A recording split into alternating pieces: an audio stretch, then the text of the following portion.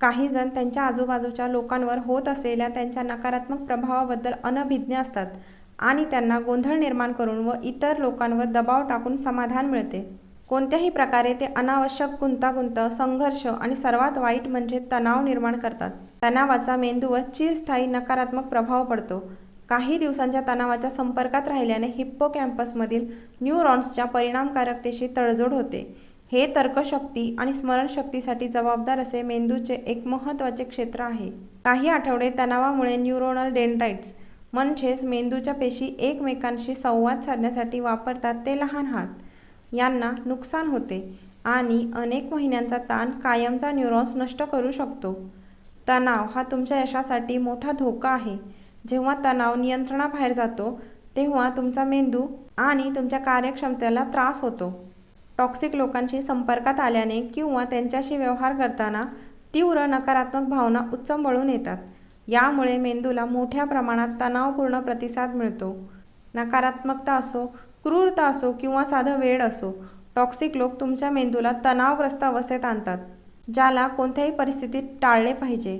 तुमच्या भावनांचे व्यवस्थापन करण्याचा आणि दबावाखाली शांत राहण्याच्या क्षमतेचा तुमच्या कामगिरीशी थेट संबंध आहे.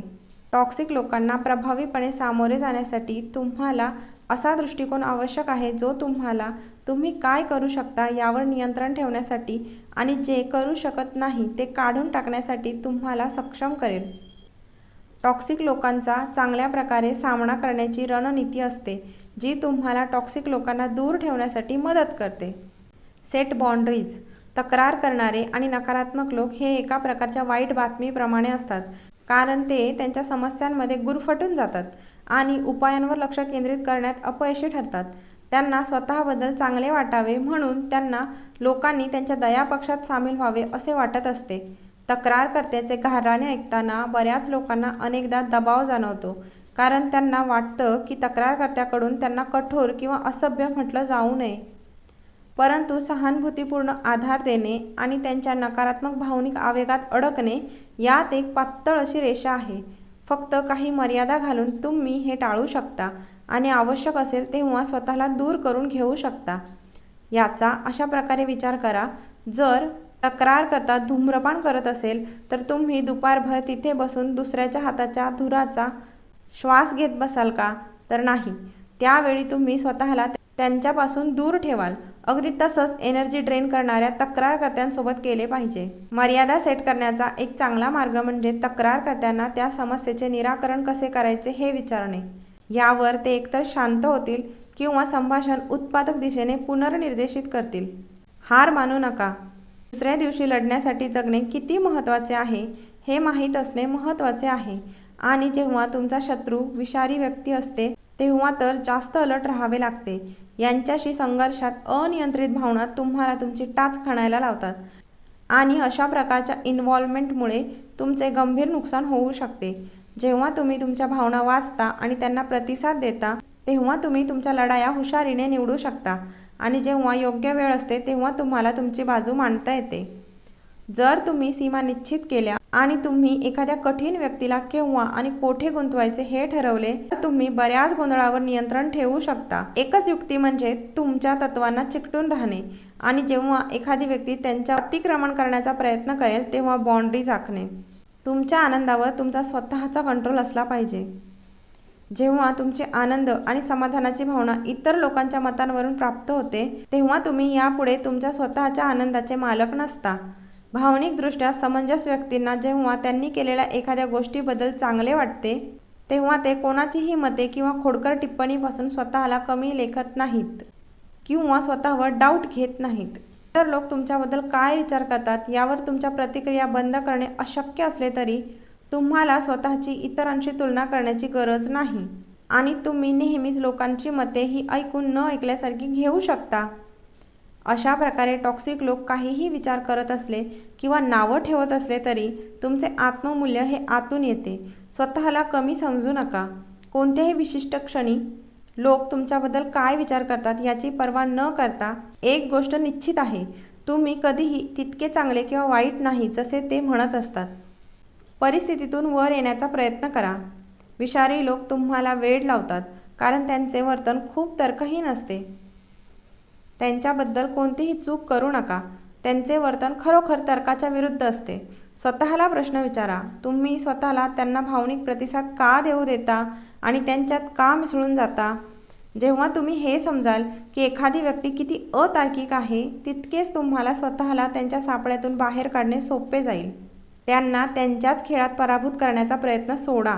त्यांच्यापासून स्वतःला भावनिकदृष्ट्या दूर ठेवा. तुम्हाला त्यांच्या भावनिक गोंधळाला प्रतिसाद देण्याची गरज नाही. स्वतःच्या भावनांबद्दल जागरूक राहा.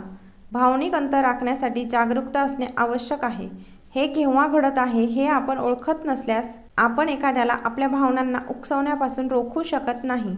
काही वेळा तुम्ही स्वतःला अशा परिस्थितीत सापडाल जिथे तुम्हाला पुन्हा एकत्र येणे आणि पुढे जाण्याचा सर्वोत्तम मार्ग निवडणे आवश्यक आहे असे वाटेल. हे ठीक आहे आणि असे करण्यासाठी तुम्ही स्वतःला काही वेळ देण्यासाठी घाबरू नका.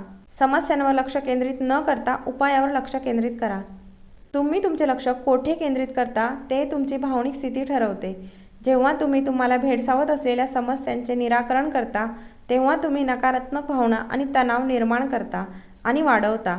जेव्हा तुम्ही स्वतःला सुधारवण्यासाठी आणि तुमची परिस्थिती सुधारण्यासाठी कृतींवर लक्ष केंद्रित करता तेव्हा तुम्ही वैयक्तिक कार्यक्षमतेची भावना निर्माण करता, ज्यामुळे सकारात्मक भावना निर्माण होतात आणि तणाव कमी होतो. विषारी लोकांच्या बाबतीत ते किती वेडे आणि कठीण आहेत हे निश्चित केल्याने तुम्हाला सामर्थ्य मिळते. ती व्यक्ती किती त्रासदायक आहे याचा विचार करणे सोडून द्या आणि त्याऐवजी तुम्ही त्यांना कसे हाताळणार आहात यावर लक्ष केंद्रित करा. हे तुम्हाला नियंत्रणात ठेवून तुम्हाला अधिक प्रभावी बनवते आणि त्यांच्याशी संवाद साधताना तुम्हाला येणारा ताणही कमी होतो. विसरू नका, भावनिकदृष्ट्या हुशार लोक त्वरित क्षमा करतात, परंतु याचा अर्थ असा नाही की ते विसरतात. क्षमाशीलतेसाठी जे घडले ते सोडून देणे आवश्यक आहे जेणेकरून आपण पुढे जाऊ शकता. याचा अर्थ असा नाही की तुम्ही चुकीच्या व्यक्तीला आणखी एक संधी द्याल. यशस्वी लोक इतरांच्या चुकांमुळे विनाकारण अडकायला तयार नसतात, म्हणून ते त्यांना लवकर जाऊ देतात आणि भविष्यातील हानीपासून स्वतःचे संरक्षण करण्यासाठी ठाम असतात. नकारात्मक स्वसंवाद करणे टाळा. कधीकधी तुम्ही इतर लोकांची नकारात्मकता आत्मसात करता. कोणीतरी तुमच्याशी कसे वागते याबद्दल वाईट वाटण्यात काहीही चुकीचे नाही, परंतु तुमचे स्व बोलणे, तुमच्या भावनांबद्दल तुमचे विचार नकारात्मकता तीव्र करू शकतात. नकारात्मक आत्मचर्चा अवास्तव, अनावश्यक आणि स्वतःला पराभूत करणारी असते. हे तुम्हाला खालच्या भावनिक आवर्तात पाठवते, ज्यातून स्वतःला बाहेर काढणे कठीण होते. आपण कोणत्याही परिस्थितीत नकारात्मक आत्मबोलणे टाळले पाहिजे. झोपेशी तडजोड करू नका. जेव्हा तुम्ही झोपता तेव्हा तुमचा मेंदू अक्षरशः रिचार्ज होतो. दिवसभरातील आठवणींमध्ये फेरफटका मारतो आणि त्या साठवून ठेवतो किंवा टाकून देतो, ज्यामुळे स्वप्न पडतात. जेणेकरून तुम्ही जागृत व्हाल आणि स्पष्टपणे जागे व्हाल. जेव्हा तुम्हाला पुरेशी किंवा योग्य प्रकारची झोप मिळत नाही तेव्हा तुमचे आत्मनियंत्रण, लक्ष आणि स्मरणशक्ती कमी होते. झोपेची कमतरता स्वतःच स्ट्रेस हार्मोन्सची पातळी वाढवते, अगदी स्ट्रेस नसतानाही. रात्रीची चांगली झोप तुम्हाला विषारी लोकांबद्दलच्या तुमच्या दृष्टिकोनात अधिक सकारात्मक, सर्जनशील आणि सक्रिय बनवते, ज्यामुळे तुम्हाला त्यांच्याशी प्रभावीपणे सामना करण्यासाठी आवश्यक दृष्टिकोन मिळतो. सपोर्ट सिस्टमचा वापर करा. प्रत्येक गोष्ट स्वतःहून हाताळण्याचा प्रयत्न करणे मोहक वाटला तरी पूर्णपणे कुचकामी आहे. विषारी लोकांशी सामना करण्यासाठी तुम्हाला त्यांच्याकडे असलेल्या तुमच्या दृष्टिकोनातील कमकुवतपणा ओळखणे आवश्यक आहे. याचा अर्थ आव्हानात्मक व्यक्तींशी सामना करण्यासाठी तुमच्या सपोर्ट सिस्टमचा वापर करणे. प्रत्येकाकडे अशी कोणीतरी व्यक्ती असते जी त्यांच्या टीममध्ये असते, त्यांच्या समविचारांची असते, त्यांच्याशी कनेक्टेड फील करते, त्यांच्याशी जुळलेली असते आणि त्यांना कठीण परिस्थितीतून सर्वोत्तम मिळविण्यात मदत करण्यास तयार असते. आपल्या जीवनातील या व्यक्तींना ओळखा आणि जेव्हा आपल्याला आवश्यक असेल तेव्हा त्यांची मदत मिळविण्याचा प्रयत्न करा. बऱ्याच वेळा इतर लोक असे उपाय पाहू शकतात जे आपण पाहू शकत नाही, कारण ते परिस्थितीमध्ये भावनिकरित्या गुंतलेले नसतात. कठीण लोकांशी सामना करण्यासाठी या निरोगी तणावमुक्त पॉईंट्सची अंमलबजावणी केल्याने तुमच्या मेंदूला ताणतणाव अधिक प्रभावीपणे हाताळण्यास मदत होईल आणि दुष्परिणाम होण्याची शक्यता कमी होईल.